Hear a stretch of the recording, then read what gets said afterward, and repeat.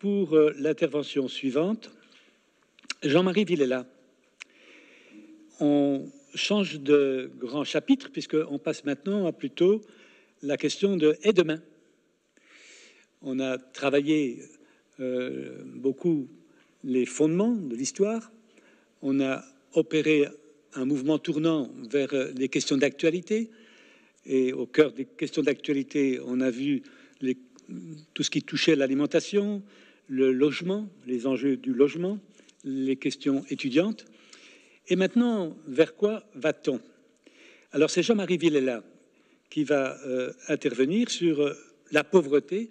A-t-elle un avenir? Jean-Marie Villela, qui est doctorant à l'Université de Lorraine, au Centre de recherche universitaire lorrain d'histoire.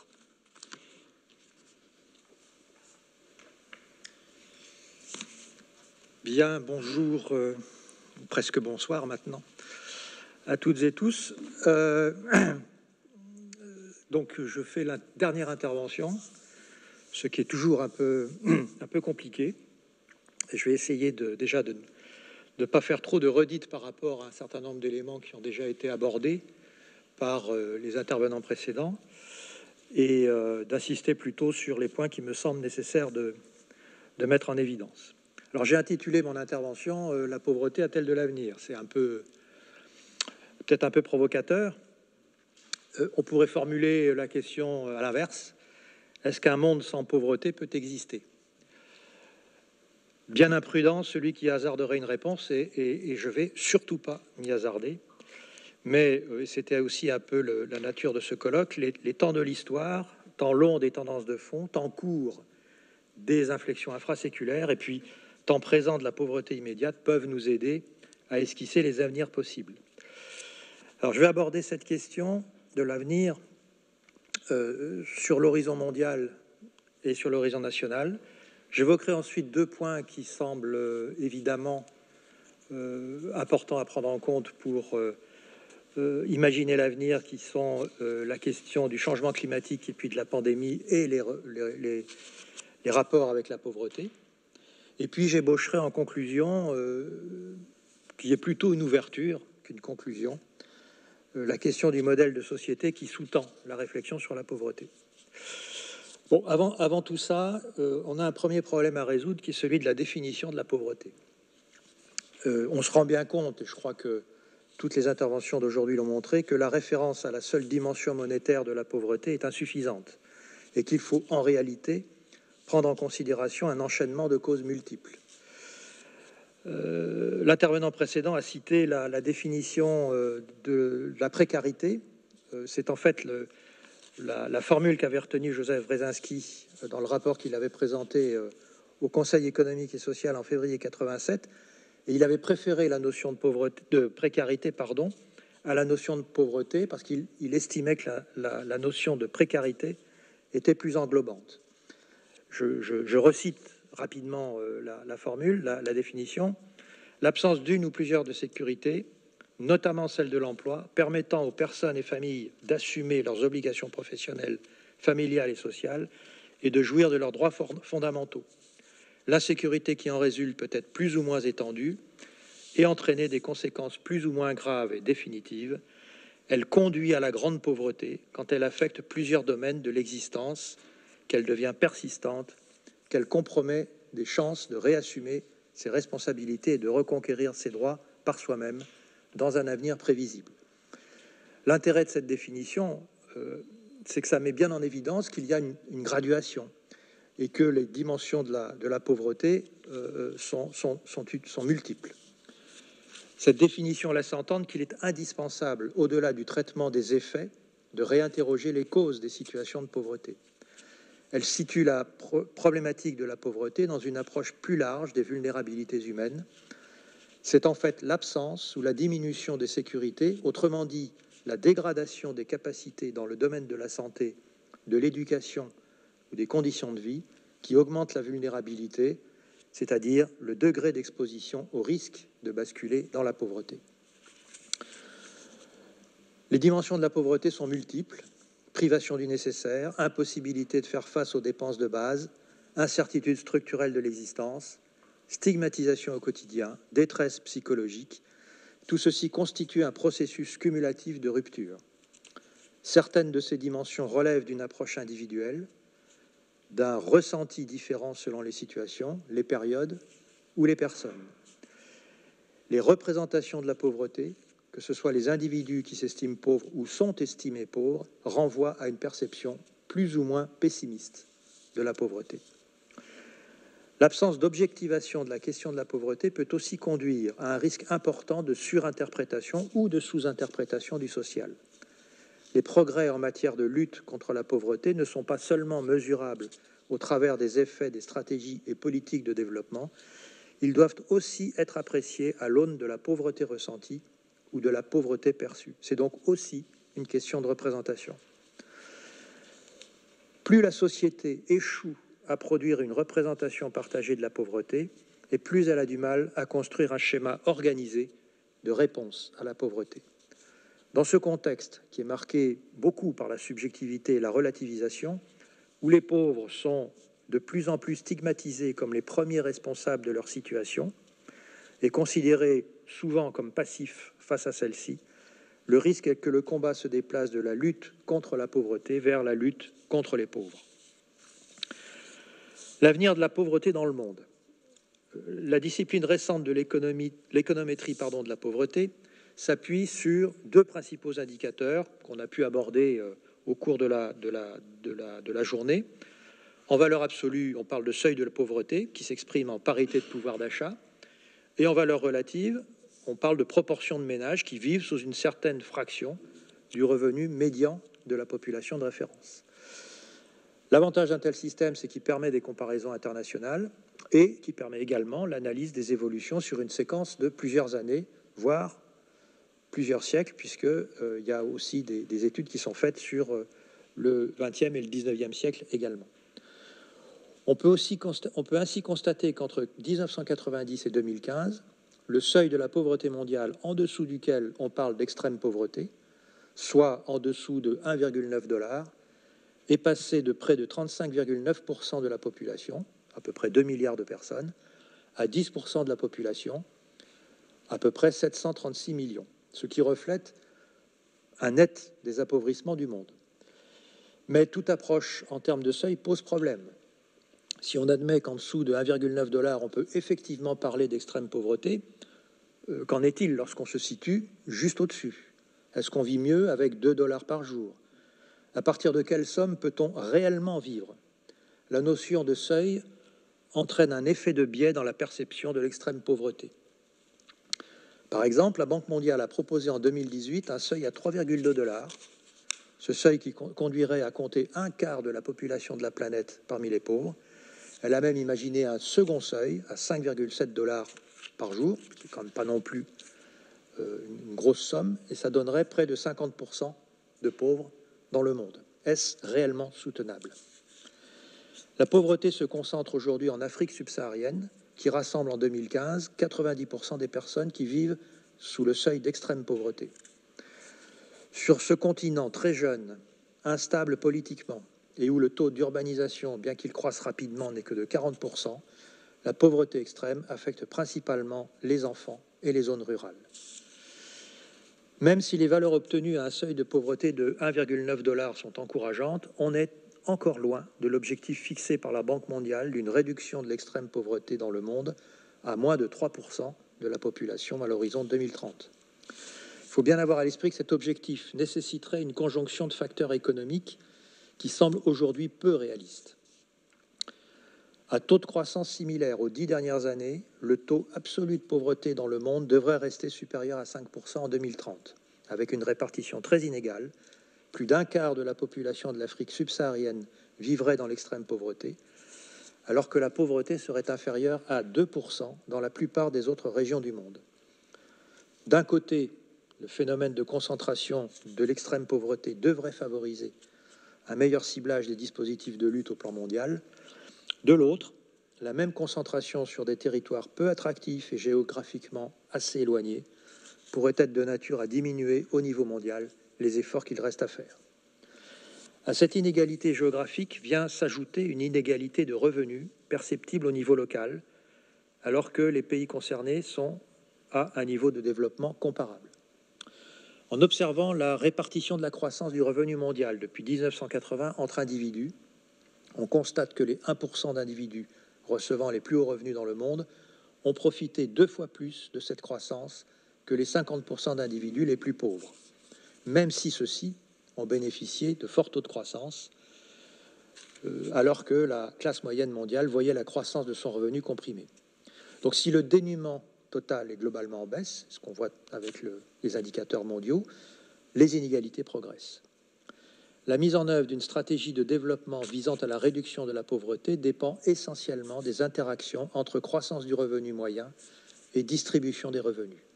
Elle est donc indissociable de la plus ou moins grande aptitude des États à mettre en œuvre des politiques économiques aptes à maîtriser ces interactions. Une croissance forte n'est pas forcément synonyme d'amélioration de la situation de pauvreté dans le monde, si celle-ci se traduit par une distorsion de la distribution des revenus en faveur des plus riches. C'est en définitive les systèmes de redistribution, particulièrement la fiscalité redistributive et le niveau des prestations sociales, qui constituent aujourd'hui l'un des facteurs principaux de réduction des inégalités de revenus. Mais l'acceptation d'un niveau de pression fiscale et budgétaire supplémentaire dans les pays économiquement développés, mettant en œuvre sous une forme ou une autre une logique redistributive, semble atteindre des limites. À quoi servirait donc une politique sociale fondée sur ce principe si le principe lui-même n'est plus universellement reconnu? Ne faut-il pas alors changer de paradigme en dépassant la seule logique distributive pour penser, comme le suggère Pierre Rosanvallon, une philosophie de l'égalité réelle à même de dépasser la crise de l'État-providence?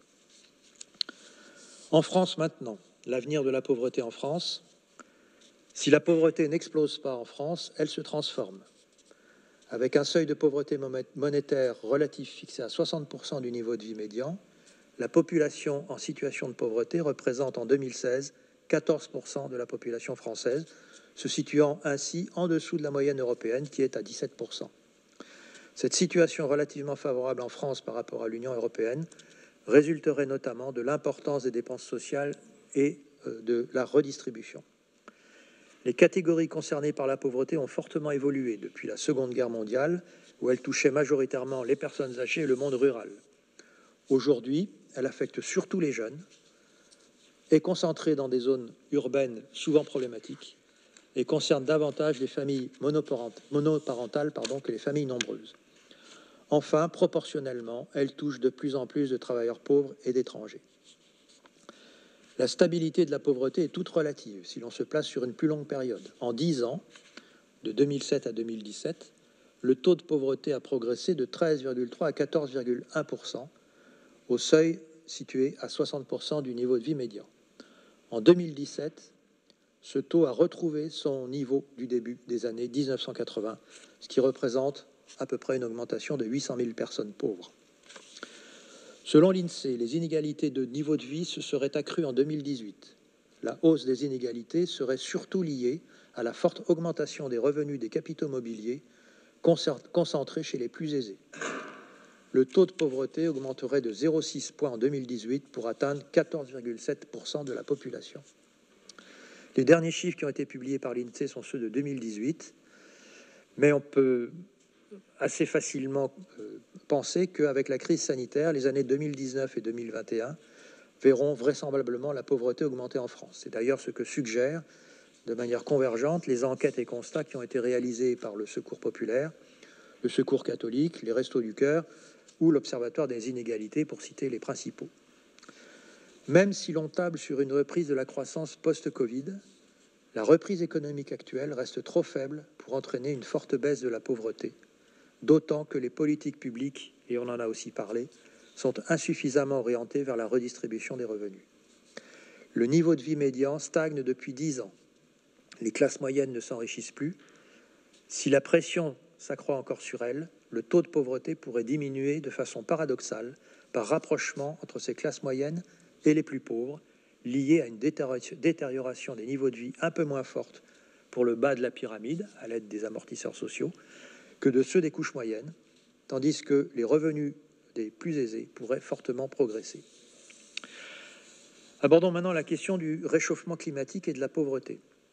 Les dernières années ont été marquées par de nombreux événements climatiques, on en a aussi parlé, qui sont venus cruellement rappeler la nécessité d'aider les plus vulnérables à s'adapter aux impacts du changement climatique.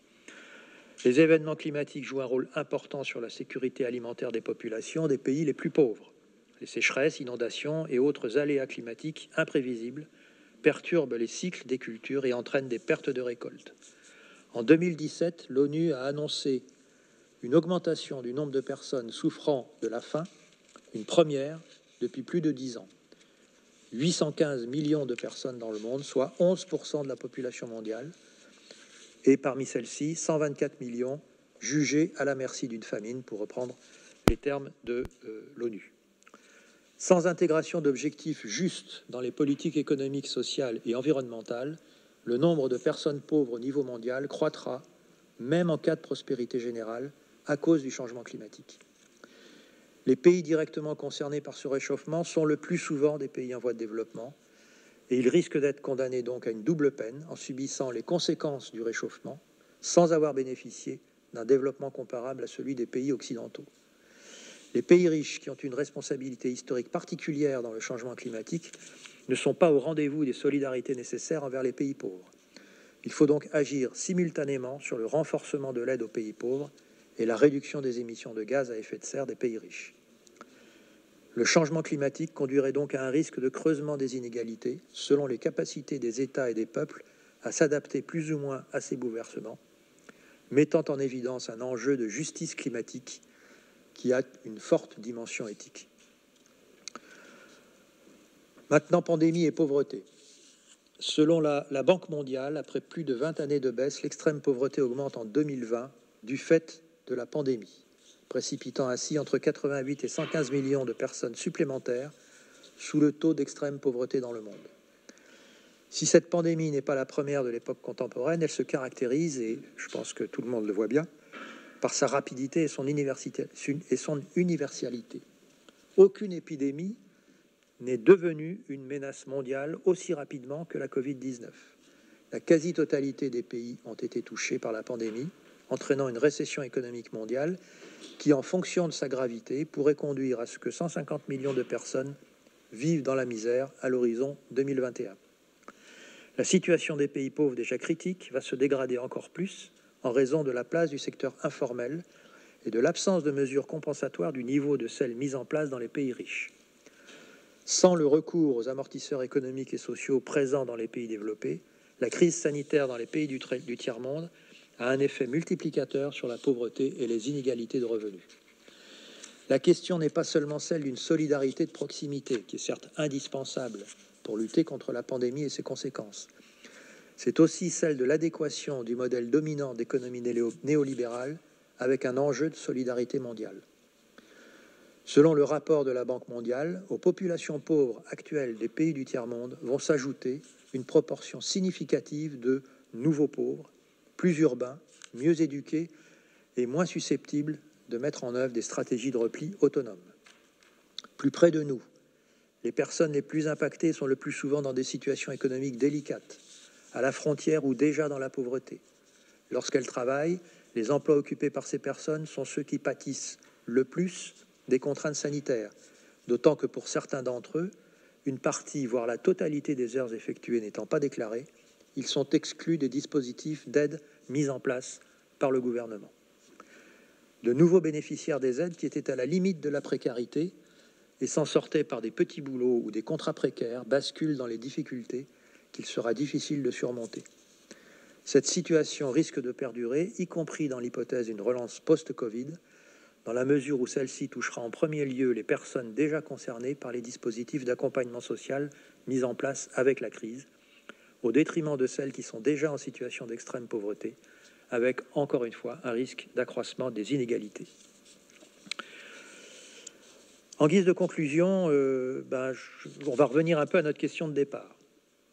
La pauvreté dans le monde va-t-elle continuer à décroître? À quel rythme? Va-t-elle au contraire augmenter? Les objectifs fixés par les différents programmes de lutte contre la pauvreté ont-ils des chances d'être atteints? Finalement, quelle perspective semble se dégager? Les inégalités mondiales semblent aussi fortes aujourd'hui qu'au début du XXe siècle, à l'apogée de l'impérialisme occidental. La dynamique de décroissance de la pauvreté dans le monde est aujourd'hui freinée dans un contexte où l'effort des pays riches envers les pays pauvres pour lutter contre la pauvreté et les inégalités était déjà insuffisant. La pauvreté augmente globalement et les inégalités de revenus se creusent. Les pays développés mettent en place des plans d'aide de relance considérables pour leurs économies, dont les montants sont bien supérieurs aux sommes consacrées au programme d'aide aux pays pauvres. Dans cette perspective, les écarts se creusent inexorablement au sein des pays, entre personnes riches et pauvres, et entre pays riches et pays pauvres. Ne sommes-nous pas arrivés aux limites d'un modèle économique et social inégalitaire par construction, dans lequel la faiblesse des taux de croissance met à mal les théories des effets de ruissellement encore présentes dans les discours de politique économique et qui justifient l'enrichissement d'une minorité en pensant qu'il se fait au bénéfice de la société tout entière. Le néolibéralisme continue à associer développement du marché dans une logique financière, réduction du rôle de l'État, individualisme et autorégulation, configuration d'un ordre économique dominant où la lutte contre la pauvreté ne semble pas, contrairement au discours politique, constituer un objectif majeur. S'il a été possible de réduire en 25 ans le taux d'extrême pauvreté à 10% de la population mondiale, il n'est pas sûr que ce soit le cas pour les 10% restants. Par ailleurs, les questions climatiques pourraient renforcer significativement les tentatives migratoires vers les régions les plus riches et poser de nouveaux problèmes en matière de lutte contre la pauvreté. Enfin, l'augmentation des inégalités de revenus au bénéfice des plus riches, si elle se poursuit sans mécanisme de redistribution suffisant, conduirait à un effet de rapprochement entre le bas des classes moyennes et les travailleurs pauvres, de nature à accroître le sentiment de déclassement, de marginalisation et de désaffiliation des populations les plus vulnérables. La sortie de la crise sanitaire et la perspective d'un monde post-Covid restant à construire devraient constituer un marqueur de notre capacité à combattre la pauvreté. Deux options semblent alors se dessiner, que je vais brosser vraiment à grands traits. La première consiste, une fois la crise en voie de régression et les plans de relance de l'économie produisant leurs premiers effets, à revenir au monde tel qu'il est, au business as usual, avec sans doute quelques ajustements, un peu plus de justice sociale et économique, dans la mesure où cet accroissement de justice est de nature à permettre aux économies néolibérales de continuer à progresser en ayant la bonne conscience de ceux qui pourvoient aux carences des plus vulnérables, en bons gestionnaires de la pauvreté, par l'ampleur des programmes sociaux mis en œuvre. La pauvreté restera contenue dans des limites statistiques déshumanisées et acceptables pour les économies dominantes. Dans le meilleur des cas, reprendre une lente décroissance avec vraisemblablement une adaptation à la baisse des objectifs et des échéances des programmes et plans de lutte contre la pauvreté. La deuxième option, plus radicale, consisterait à poser au fond la question de la compatibilité du modèle dominant avec les nouveaux enjeux économiques, climatiques, sanitaires, sociaux, tels qu'ils pourraient se dessiner à l'aube du monde de demain. La quête perpétuelle de la croissance, telle qu'elle est mesurée aujourd'hui, même en lui associant des indicateurs dits de bien-être pour la rendre soutenable, ne répond pas aux enjeux de justice sociale et de dignité humaine. Cette quête épuisante pour la planète ne peut ignorer les populations les plus déshéritées et les plus vulnérables. Mais si le toujours plus atteint ses limites, le mouvement inverse de décroissance serait sans doute tout aussi absurde. Il ne s'agit pas de décroître, mais plutôt de décroire en la croissance. Il faudrait alors dépasser une anthropologie réduite aux acquêts de l'économie immédiate pour raisonner effectivement sur le temps long d'un anthropocène fondé sur la solidarité et la sollicitude envers les plus vulnérables, et où la fraternité aurait droit de cité dans l'économie politique. Je vous remercie.